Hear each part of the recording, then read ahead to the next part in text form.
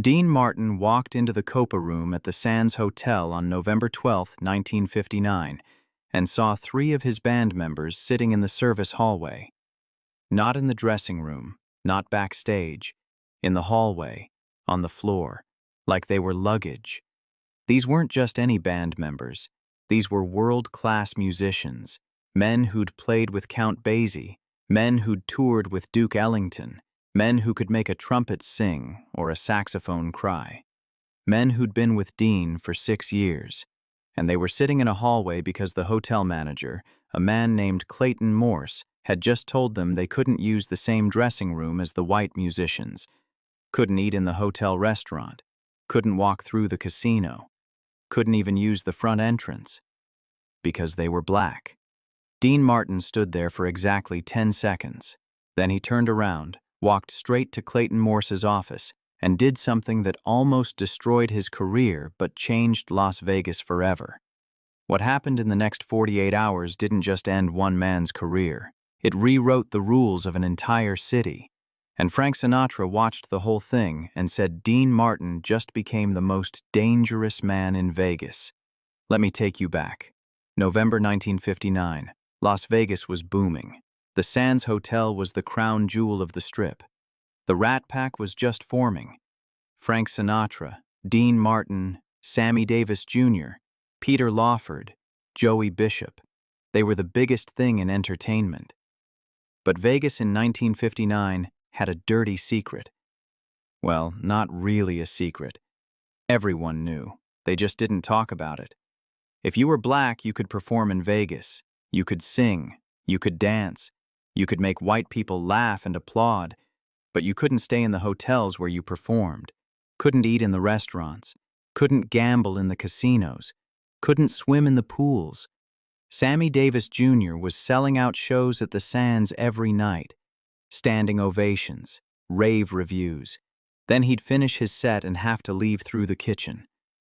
Drive across town to the west side, the segregated part of Vegas where black entertainers were allowed to stay. In boarding houses. Not hotels. Boarding houses.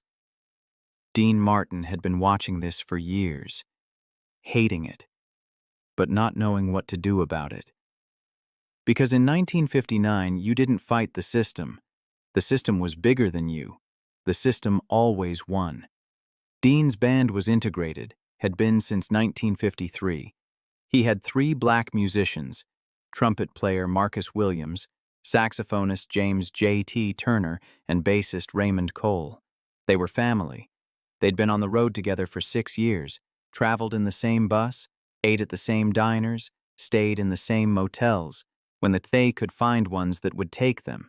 But the bigger hotels, the Vegas hotels, they had rules, and Dean had been fighting those rules quietly for years, demanding his black musicians get the same treatment as everyone else. Sometimes it worked, sometimes it didn't. The Sands had been good about it, mostly. They let Dean's band members use the rehearsal spaces, let them eat in the employee cafeteria. It wasn't equal, but it was better than most places. Then Clayton Morse got promoted to hotel manager. Morse was old Vegas, the kind of man who thought segregation wasn't just legal, it was natural. He'd worked his way up from floor supervisor to pit boss to hotel manager. And on his first day in charge, he decided to make some changes. On November 12, 1959, Dean's band arrived for sound check. They walked in through the back entrance like always, headed to the dressing rooms like always, and Clayton Morse stopped them in the hallway. "Where do you think you're going?" Marcus Williams, the trumpet player, looked confused. "Dressing room. We got rehearsal in 20 minutes. "Not anymore. New policy. Colored musicians use the service area. There's space set up in the storage hallway." "Storage hallway? That's not a dressing room. That's where you'll be. New management, new rules. You got a problem with that, take it up with your boss." Marcus looked at JT. JT looked at Raymond. They'd been through this before. Different city, same story. You either accepted it or you quit, and they needed the work. "Fine," Marcus said. "Where's the storage hallway?" Morse pointed. "Through the kitchen, past the loading dock. Can't miss it. They walked, through the kitchen where cooks stared at them, past the loading dock where delivery men smirked, into a concrete hallway that smelled like bleach and old mop water. There were 3 folding chairs, 1 light bulb, no mirror, no bathroom, no dignity. That's where Dean found them, sitting on folding chairs in a hallway, surrounded by cleaning supplies and broken furniture, getting ready to play for a sold-out crowd of 500 people who'd paid $20 a head to see Dean Martin and his orchestra. The confrontation. Dean didn't say anything to his band. Not yet. He just turned around and walked straight to Clayton Morse's office. Didn't knock. Pushed the door open. Morse looked up from his desk. "Dean, what can I do for you?" "Why are my musicians in a storage hallway?" "New policy. Trying to maintain certain standards at the Sands." "Standards?" "That's right. We're a high-class establishment. Our guests expect a certain level of... My band members are world-class musicians. Marcus Williams played with Count Basie. J.T. Turner toured with Dizzy Gillespie. They've played for presidents. And you've got them changing clothes next to mop buckets." Morse leaned back in his chair. "Dean, I understand you're progressive and all that. But this is Vegas. This is how things work. Colored entertainers have separate facilities. Always have. Not in my shows. Your contract says you provide entertainment. Doesn't say anything about where your band changes clothes." Dean walked up to the desk, put his hands on it, leaned in close. "Change it back." "Can't do that." "Can't or won't. Does it matter? Look, Dean, I get it. You're friendly with these guys, that's fine, but business is business. Our guests don't want to share facilities with coloreds. It makes them uncomfortable, and uncomfortable guests don't gamble, don't drink, don't tip. That's money out of our pocket. Those men have been with me for 6 years. That's your choice, but while they're in my hotel, they follow my rules." Dean straightened up. "Okay." Morse smiled. "Glad you understand." "I understand perfectly. Cancel tonight's show." The smile disappeared. "What?" "Cancel it. Refund everybody's money. Tell them Dean Martin's not performing." "Dean, you have a contract, and my contract says I perform with my orchestra, my full orchestra. If you won't let my full orchestra use professional facilities, then I don't have an orchestra, so I can't perform. Cancel the show." Morse stood up. "You can't be serious. We've got 500 people coming tonight. You'll lose thousands. We'll lose tens of thousands. You're really going to throw that away over 3 musicians?" "Over 3 human beings, yes." "Dean, be reasonable." "I am being reasonable. You want to treat my band like servants. They're not performing, which means I'm not performing. Pretty simple." Morse's face went red. "You walk out on that show and you'll never work in Vegas again.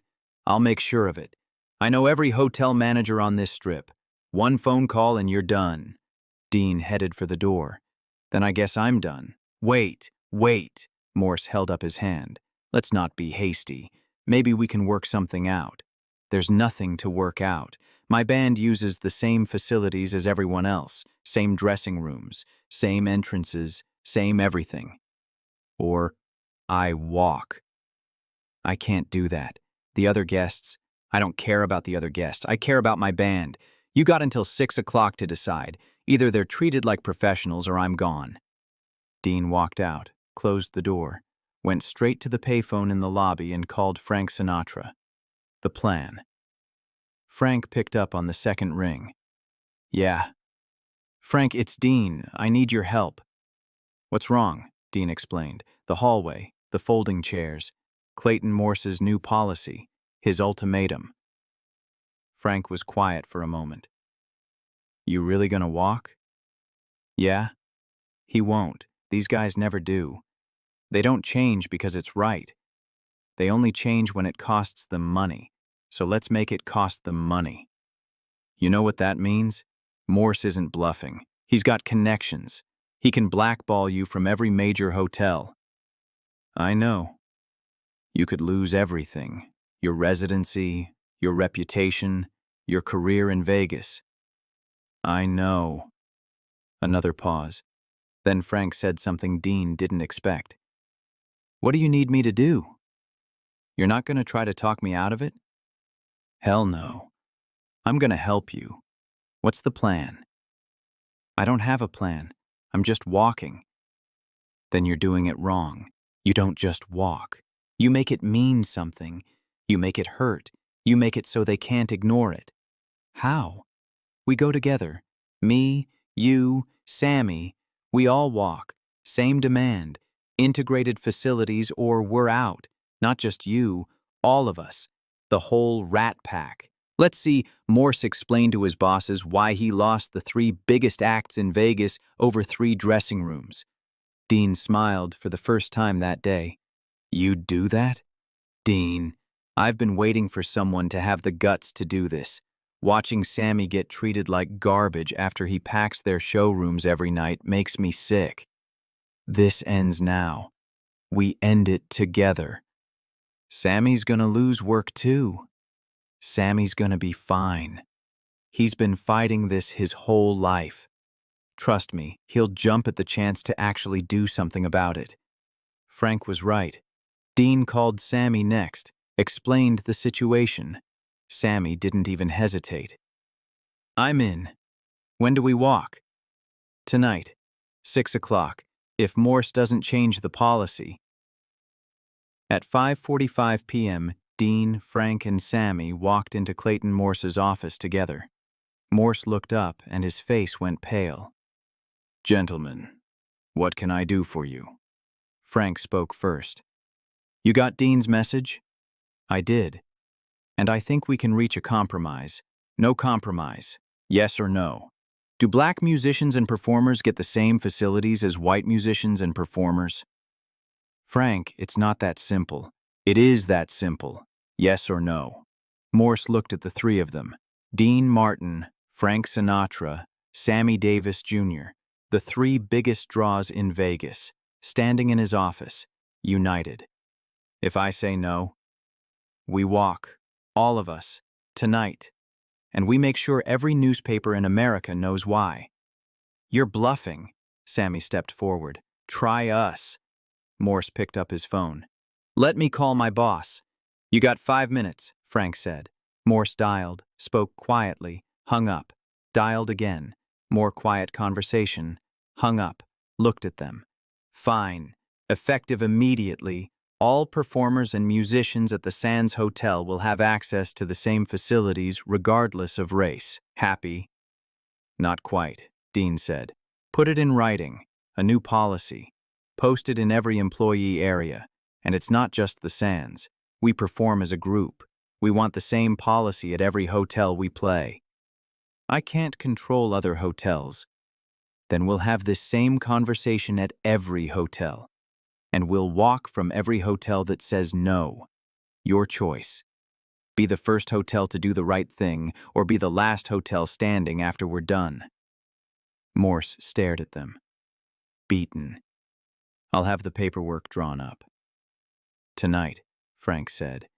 Before the show. Fine. Tonight. They walked out. In the hallway, Sammy grabbed Dean's shoulder. You know what you just did? Started a fight I might not win? No. You just changed Vegas. This is gonna spread. Every hotel's gonna have to follow, because if they don't, we'll do the same thing there. We'll keep walking until they all change. Frank lit a cigarette. Dean, you're either the bravest man in Vegas or the craziest. Haven't decided which yet. Maybe both, Dean said. At 7 o'clock p.m., Clayton Morse posted the new policy. Integrated facilities for all performers and staff. Effective immediately. Marcus Williams, J.T. Turner, and Raymond Cole moved from the storage hallway to the professional dressing rooms, used the same showers, walked through the same doors. Dean's show that night was electric. Word had spread about what happened, about the stand Dean took, about Frank and Sammy backing him up. The crowd gave him a standing ovation before he sang a single note. But the real impact came over the next 6 months. Other performers started demanding the same treatment. Nat King Cole, Lena Horne, Harry Belafonte. One by one, they made the same stand. Integrated facilities or We Walk. And one by one, the hotels gave in. Because Dean Martin and Frank Sinatra had proved something. You could fight the system. You could win. But only if you were willing to lose everything first. Clayton Morse was fired 3 months later, officially for budget issues. Really because he'd become a liability. The man who almost lost the Rat Pack over racism. Dean never talked about it publicly, never bragged, never took credit. When reporters asked, he'd say, "I just wanted my band to have a decent place to change clothes. That's all." But Marcus Williams told a different story. Years later, in an interview, he said, "Dean Martin saved my dignity. That's not an exaggeration. He risked his entire career so I wouldn't have to change clothes in a hallway. He didn't have to do that. Nobody would have blamed him if he just kept quiet and let it happen, but he couldn't, because that's who Dean was. When he saw something wrong, he couldn't unsee it, and he couldn't live with himself if he didn't try to fix it." What Dean Martin did at the Sands Hotel on November 12, 1959, became legend in the music world. Not in newspapers, the hotels made sure of that. But among musicians, the story spread fast. If you stood up for Dean Martin stood up for you. If you were in his band, you were family. And Dean protected his family. In 1963, during the debate over the Civil Rights Act, a reporter asked Dean for his opinion on integration and equal rights. Dean said, "I don't have opinions on civil rights. I have experiences. I've worked with black musicians my whole career, the best musicians I ever knew. Watching them treated like they're less than human because of their skin color isn't politics, it's character. And I know what side I'm on." The reporter pushed back. "What about people who say businesses should choose who they serve?" Dean didn't hesitate. "Then they're wrong. Next question." When Dean Martin died in 1995, Marcus Williams attended the funeral. He was 81. He hadn't played trumpet in years. But he came anyway. Because Dean had been more than a boss, more than a band leader. A reporter asked Marcus what Dean Martin meant to him. Marcus said, "Dean Martin taught me you don't have to accept injustice just because everyone else does. He taught me that one person standing up can change everything." Courage isn't about not being scared. It's about being afraid of losing everything and doing the right thing anyway. "He was just a singer," the reporter said. Marcus shook his head. "No, he was a man. A man who saw wrong and made it right. That's bigger than any song he ever sang." The story of Dean Martin walking out of the Sands Hotel isn't usually included in his biography. It's not the story people tell when they talk about the Rat Pack. They talk about the drinking, the women, the Vegas glamour. But this moment, when Dean Martin risked everything for 3 musicians nobody knew, is the story that matters. Because Dean didn't have to do it. He could have looked the other way. Could have told his band, "That's just how things are." Could have kept collecting his paychecks and living comfortably. But he didn't. Because Dean Martin understood something most people don't. Character isn't defined by how you treat people who can help you. It's defined by how you treat people who can't. Marcus Williams couldn't advance Dean's career. J.T. Turner couldn't get him better contracts. Raymond Cole couldn't make him more famous. They were sidemen, background players, people most audiences never noticed. But Dean noticed. And when they were disrespected, he couldn't accept it. Not because it was good publicity, not because it was fashionable, but because it was wrong. The revenge Dean took on Clayton Morse wasn't violent or dramatic. It was simple. He made him choose between racism and money.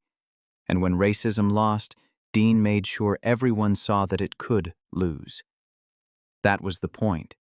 Not to destroy a man, but to force him to face the cost of his choices. On November 12, 1959, Dean Martin walked into the Sands Hotel and saw 3 men treated as less than human, and he walked out willing to lose everything rather than accept it. That isn't just courage. That's character. That's Dean Martin.